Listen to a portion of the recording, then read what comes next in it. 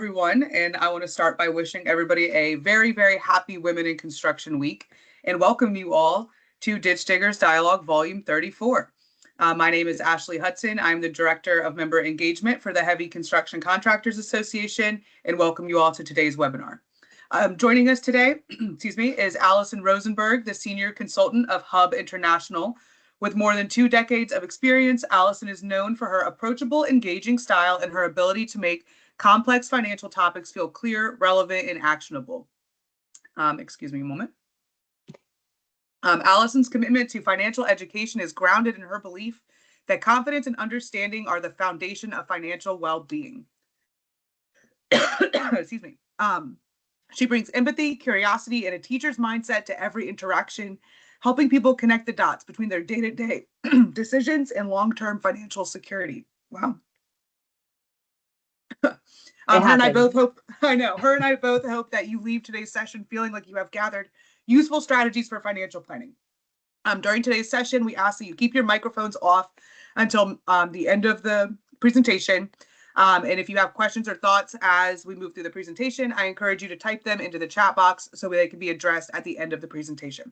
So Allison, I will turn it over to you and the floor is yours. Great. Thank you so much. And good morning, everybody. Thanks for joining. Like Ashley said, my name is Allison. I am one of the advisors with Hub. We're based here in Bethesda. I started off my career I guess literally decades ago as a teacher, which is great. And then I became a Peace Corps volunteer where I was teaching teachers how to teach. And when I came back, I thought, okay, well, I want to keep teaching.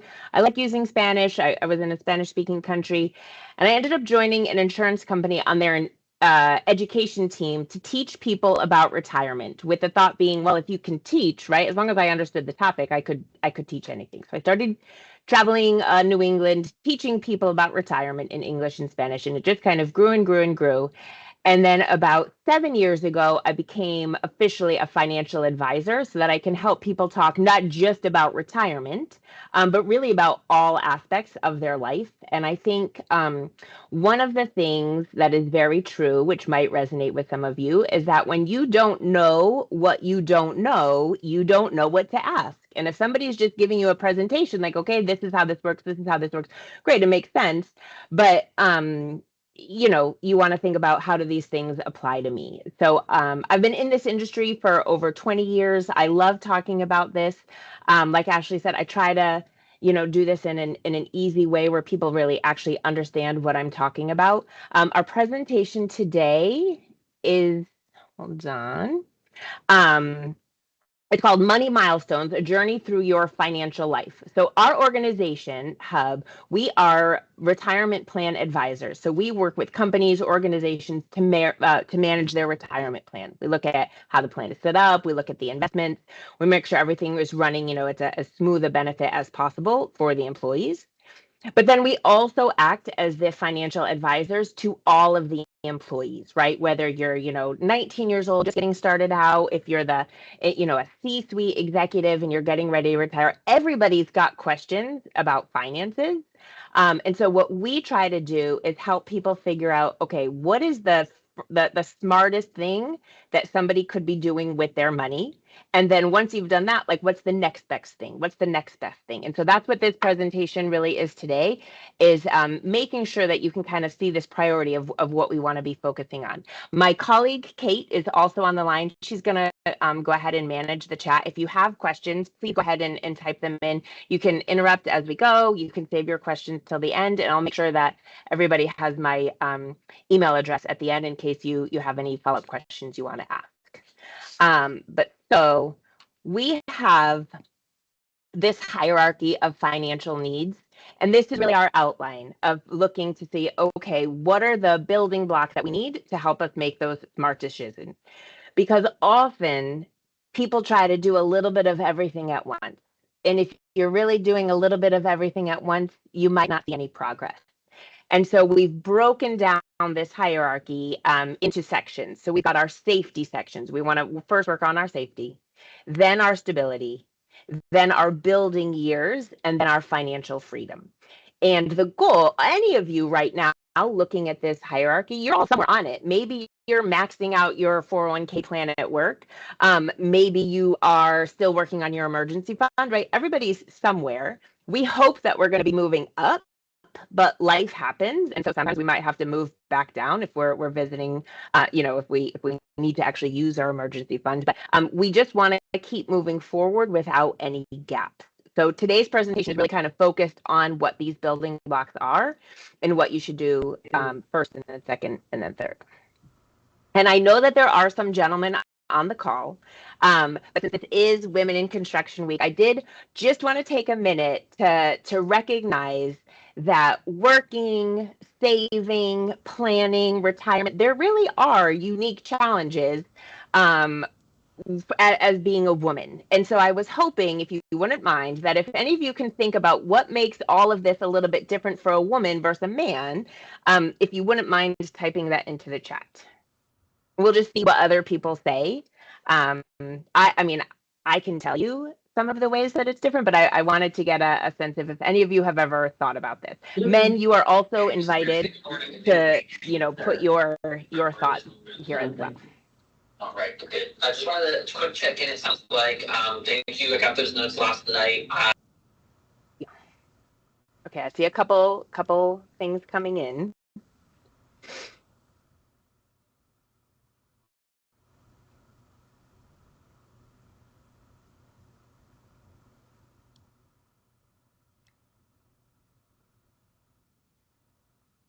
Here's a couple, Allison. Yep. Women typically make less money, so retirement planning saves different. You might have started late due to raising kids. How do you catch up? Salaries aren't equal for the same job. Women tend to lose years of income due to having and raising children, making it harder to catch up for financial needs. Yeah, right? So in general, women, first of all, earn less. I'm making some generalities, but right, studies have shown all of this, right? Typically, women earn less. Typically, women are going to have more career interruptions because they are the caregivers, right? Whether it's raising your own children or I'm 48 right now, so this is happening with my friends. You're taking care of your parents, right? It's usually the women that are going to be in that caregiver role. So we earn less, which means we're saving less for retirement. We also live longer than men, which means our retirement is going to last longer. So in fact, right, we need our savings to last even longer. Then there's something called the widow's tax. And so this is just, I promise it's not gonna be all gloom and doom. But so if you're married and you each have your retirement accounts and you're in retirement, drawing your retirement, great. And then if your spouse passes away, which typically, right, studies show statistically men pass away before women. Now you're going to have your required distributions, their required minimum distributions, but you're going to be filing your taxes as a single earner, which means your standard deductions are going to be lower, your tax brackets are going to be narrower, your required minimum distributions are going to be higher, so it's going to change what the tax situation is. All of this just to say, it doesn't mean that we don't stand a chance. It's just we want to make sure that women are empowered to actually know what they should be doing and take some actionable steps to get there. So thank you, guys, for your input there. In order to make good financial decisions, you really do have to have a good sense of how much money is coming in and then how much money is going out. So right here, these are our kind of categories for your recommended spending ranges. Nobody wants to say budget, so fine. Here's your spending ranges. So you've got housing, utilities, insurance, emergency savings, retirement savings, right? All of these different categories. But if you're on the high end of every single one of these categories, and if you add up your percentages and you're over than 100%, that means that each month you're spending more than what you're actually bringing in, which means you're either dipping into your savings for things or you're putting things on credit card. So this is just a general moment to say, really make sure that you and your spouse together are having some of those conversations to know how much is coming in, how much is going out, and see where you might need to make any adjustments. So when we start with that hierarchy, the very bottom is talking about emergency savings. And so our goal for everybody that we talk to, your very first action is to get $1,000 in an emergency savings account. Actually, ladies and gentlemen, I forgot this. We have a workbook that goes along with this presentation, and we have it in a PDF file. So I think Kate is going to try to put it into the chat so that if you want to save this on your desktop, if you want to print it, you can have this. You can take your own notes about where you are with all of these different categories. So I just wanted to put that in there. So if the goal is to have $1,000 in emergency savings and you don't yet have that, you want to make that a priority, which means at the end of the month, any extra money that you have left over should go into the savings account for an emergency. And a couple of years ago, I would say, Taylor Swift tickets don't count as an emergency. It's up to you to decide what an emergency is. And I'm not suggesting that all emergencies neatly cost $1,000, but it just means that if something happens, you have something set aside. It doesn't all have to go on your credit card. You don't have to go to your 401k and take a loan, that you have something set aside. And so the first goal, like I said, is emergency savings. That should be in its own savings account. Hopefully high yield savings accounts are earning 3.5. I know interest rates are starting to come down a little bit now. But so the first goal for everybody is emergency savings. So you should try to think yourself, okay, do you have an emergency savings account? After that, we talk about health savings accounts. Now, an HSA is different than an FSA and an HRA. So not everybody even has the ability to save in a health savings account. But for anybody who's enrolled in a high deductible health plan, what that means is the premiums that are coming out of your paycheck are pretty low. But you are on the hook for your medical costs until you hit your deductible. And the name of the health plan is a high deductible health plan. So it could be $3,000, $4,500, $6,000, right? Everybody's deductible is going to be different depending on your plan, depending on if it's you and a spouse, you and in a family. And so the idea is this HSA allows you to save pre-tax money into an account that you can then use to help cover those medical expenses.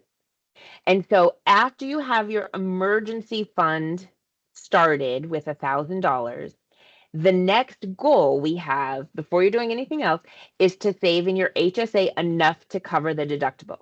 If this doesn't apply to you, then you just skip it.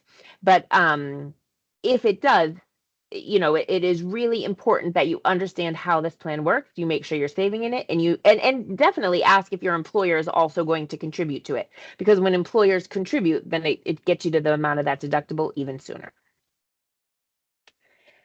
Then we finally get to retirement. And so I like to add, right? We are the retirement plan advisors, but we talk about those other things first before we even talk about saving for retirement.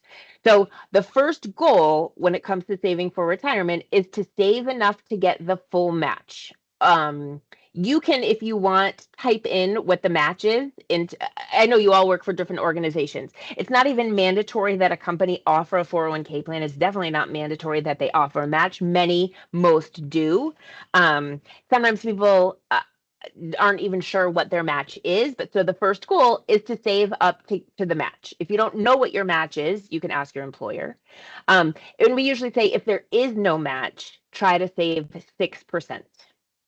Okay. And so often people will say, yeah, but I thought you were supposed to save 10%. I thought you were supposed to save 15%. There's a time and a place for everything. But we're just talking about our first goals. We're just still in that very basic foundation, the stability section of that hierarchy of financial needs. So we want you to have an emergency fund started. We want you to save in your HSA. We want you saving in your retirement plan enough to get the match. Now, depending on how your retirement plan works, there might be a second step to that, because many retirement plans, 401k, 403b, TSP, whatever it is, are going to let you choose either pre-tax or Roth contributions. And so it's not just how much are you saving, but should you save Roth, should you save pre-tax, or should you do both, right? And this is often really gonna depend on how old you are, how much you already have saved for retirement, what your goals are. A general rule of thumb, right? General, is if you're in your 20s, if you're in your 30s, typically Roth is going to be the better way to go. And just a quick reminder of what Roth even means. Roth means you're putting money into your retirement plan with no tax benefit right now. It's an after-tax contribution. So it goes into your account. It's still invested. It's in your 401k. I'm not talking about an IRA. It grows, grows, grows, grows, grows.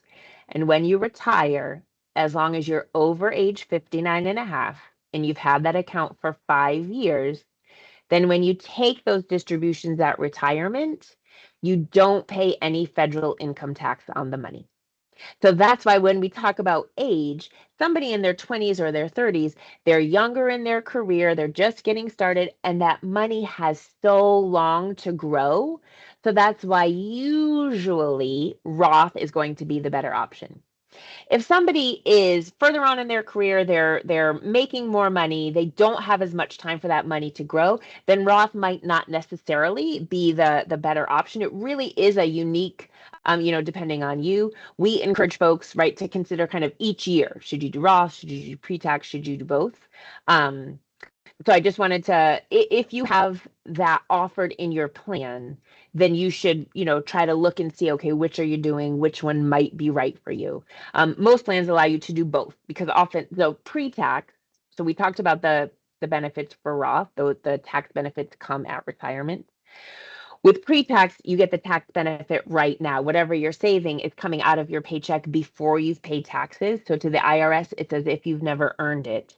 So maybe it only costs you $75 to save $100. So that is the tax benefit with pre-tax savings. So your money goes in pre-tax. It's going to grow, grow, grow. But when you retire and you take your money out, then it's all going to be considered, income. And so depending on how much money you make, how much money you're taking out, depending on what the tax rates are, that's going to be the taxes that you'll pay on your retirement distributions in retirement. Any questions about the difference between Roth and pre-tax before we keep going? All right, if there are, just go ahead and type them. But like we said, the first goal when it comes to retirement saving is to save enough to get the match. If there's no match, save 6%, and then up to you if it should be Roth or pre-tax. Now, after that, then we move into high interest debt. That would be credit card debt. The reason these two go together is because if somebody is saving more than their match, but they have a credit card balance that they're not paying off in full each month, then they're not making the right decision, right? They should bring down their 401k contribution just to get the match. And then any extra money should be going towards that high interest debt, which again is typically credit card debt. Credit card debt happens, right? There's people I talk to that have a little, people that I have, that have a lot. It is a reality, but we don't want to ignore it. Part of this hierarchy is really doing that dance of paying down debt while also saving. So we want to get rid of high interest debt. Your credit score really does impact any future borrowing that you have to do, and the amount of debt that you have directly impacts what your credit score is.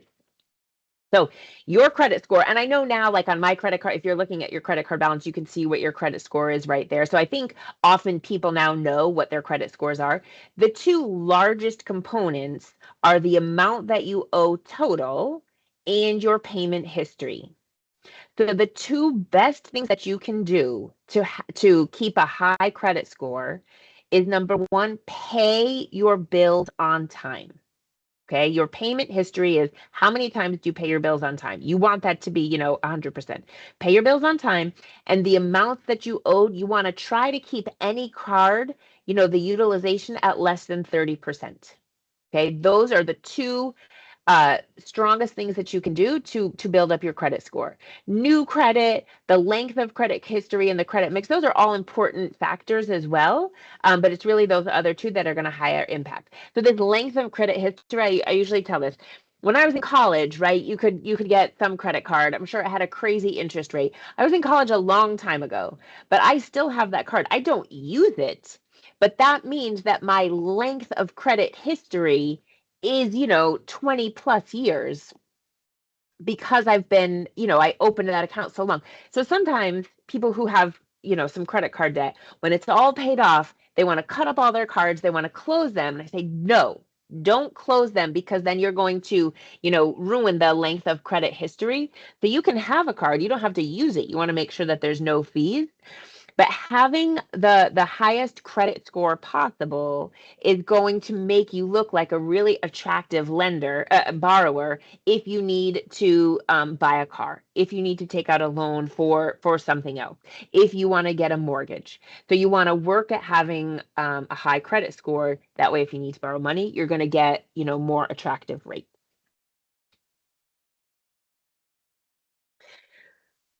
You might be at that paying off high interest debt for a while, right? And that doesn't mean that you don't do it. It just means that that might be where you are. And if that's the case, right, you still have your emergency fund, you're saving for retirement, you have your HSA, if you have that, and then you're working on getting rid of that credit card debt. Once that credit card debt, the high interest debt, is paid off, then instead of making those credit card payments each month, the amount that you were paying, you're instead going to put into your emergency savings. We're now revisiting that, because we started with $1,000. But the truth is, really, you want to build up to 3 months of emergency savings. Now, that's up to you what you want to define, right? Your living expenses. So, you still have to live somewhere. You still have to eat. You have to pay the bills that you have. But, maybe you don't go on vacation. Maybe you try to eat out a little bit less. It's not 3 months of your salary that you want to have saved. It's 3 months of your living expenses. And that should be in its own savings account. Like I said, hopefully it's a high yield savings account where it's earning some interest. And then that money's job is simply to exist, right?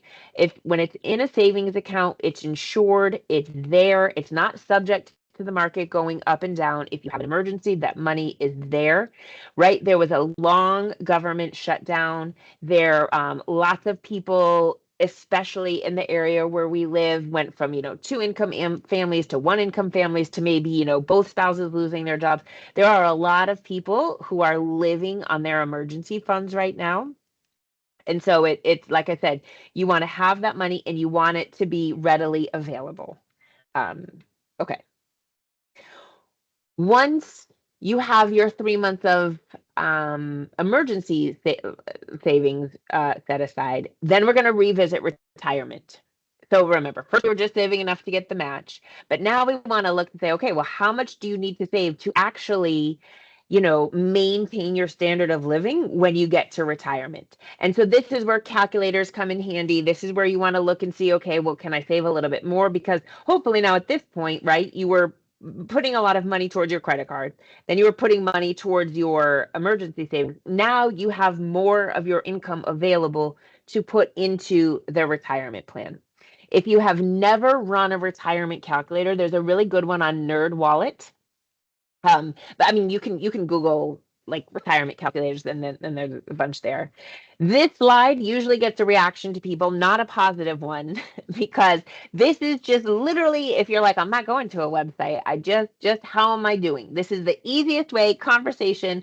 Okay, so by the time you're 30, you want to have a year's salary saved, ish, right? Or 1 to 2, I guess it says. By the time you're 50, you want 6 to 7. It's not like we're all trying to get to the same dollar amount. It used to be you want to have $1 million. Like when I first started forever ago, that's what it said. But that's silly, because what if somebody's making $40,000 a year and somebody else is making $440,000 a year? We don't all have the same goals when it comes to retirement. So instead, we look to see how many years salary do we have saved. And it gets, like I said, this is just very loose. If you want to just quickly see how you're doing, an actual calculator where it's asking you how much do you make, how much do you already have, is going to be a better way to do that. But no matter where you're working, the idea is you need to save during your entire career.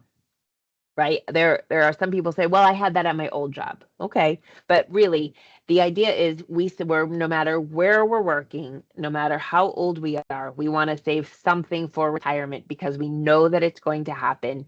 We know that we're going to want to stop working someday. And just because we're not working doesn't mean that all of our bills and our expenses all of a sudden go away. So when you're on track for retirement, right? That means whatever percentage is coming out of your paycheck is good. And then there's, again, we're looking to say, okay, what's the next thing? Then you want to save for other things in life. So we've got our emergency fund, we've got our retirement savings, but then goal-based savings. It's really important to think, okay, what's coming up?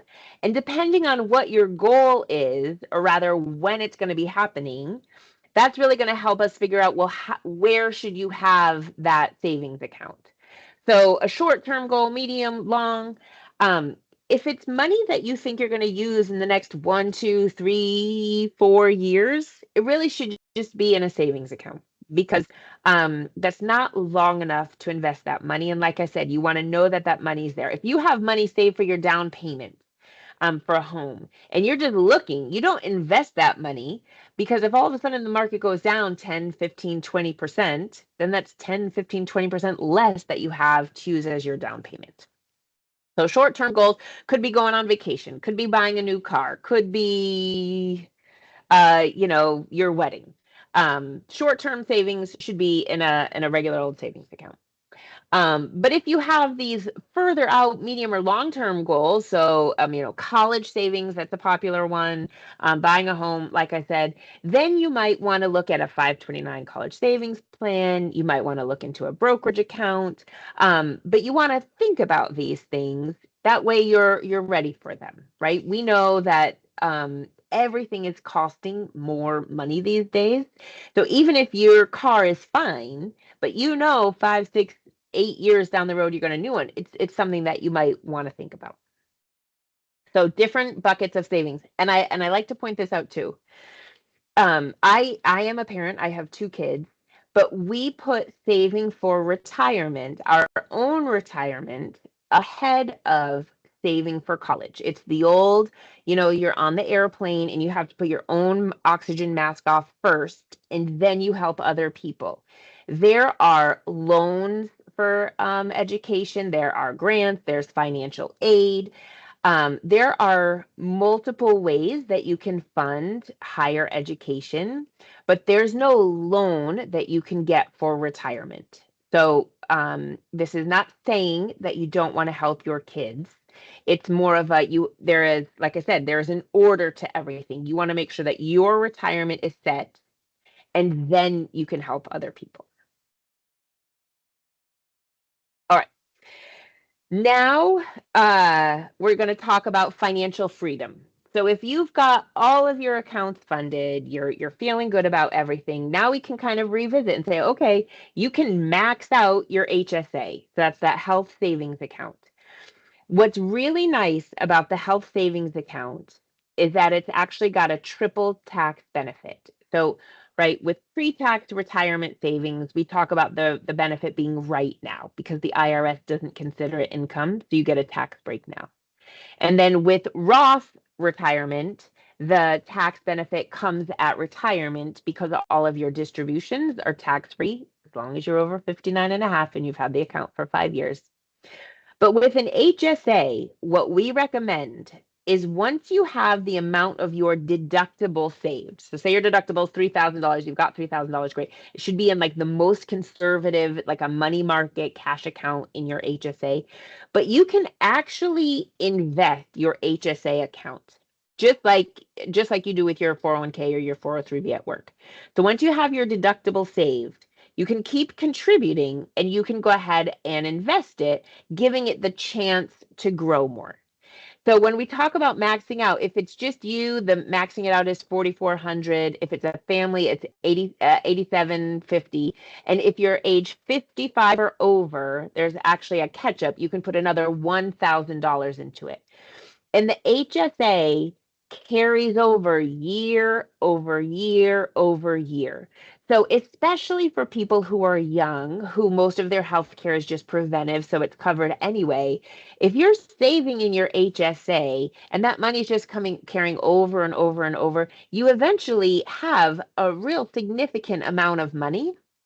Like I said, you can invest it. And then when you get to retirement, the biggest unknown that people have in retirement is how much is their medical care going to cost.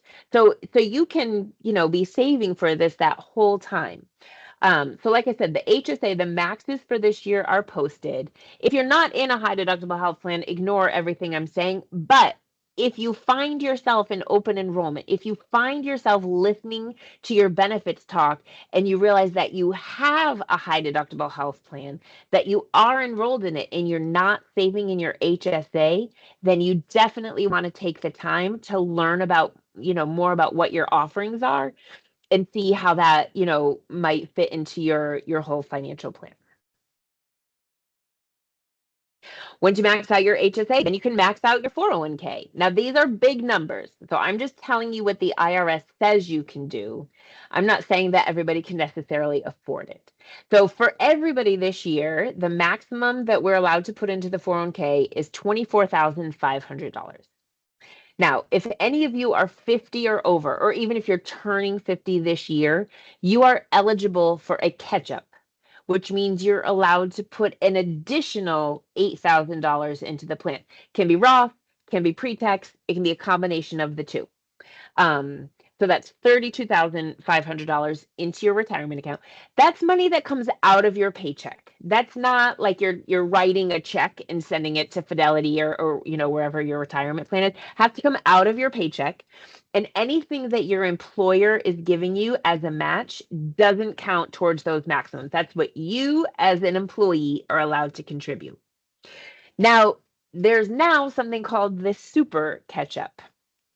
And this is very specific. This is if you are 60, 61, 62, or 63. You are allowed, your catch-up is actually more than that $8,000. It's actually $11,250. Okay. So you can put in a total of $35,750 into your retirement account this year. Again, I'm not saying we can afford that. I'm saying that this is what the IRS and the Department of Labor say that you are allowed, the maximums you're allowed to put in. So sometimes people say, well, I'm 50, I want to do the catch up, but they're only saving, 5% of their pay anyway. So that it's right. So it doesn't mean that you have to do this. This is just saying if you want to do these maximums above and beyond the 24,500, you are allowed to.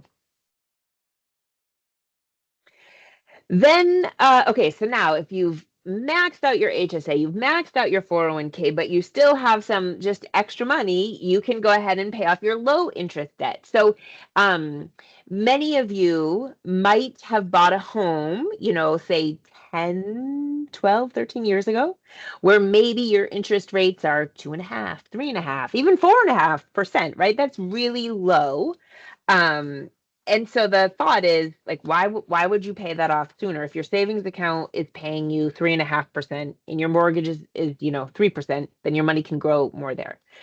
But if you are ready to be debt free, or we put student loans typically also as low interest debt. We're not going to count student loans as high interest debt.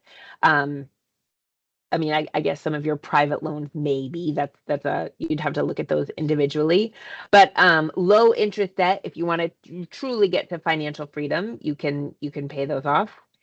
And then there's other investing. So if you want to have, either extra life insurance, if you want a brokerage account, this is, if you have your Robinhood, your Acorn, you want your Bitcoin or your crypto, whatever it might be, right, then there is certainly a time and a place for other investing. You want to really consider, right, your diversification. What are you going to be buying? What is your risk tolerance?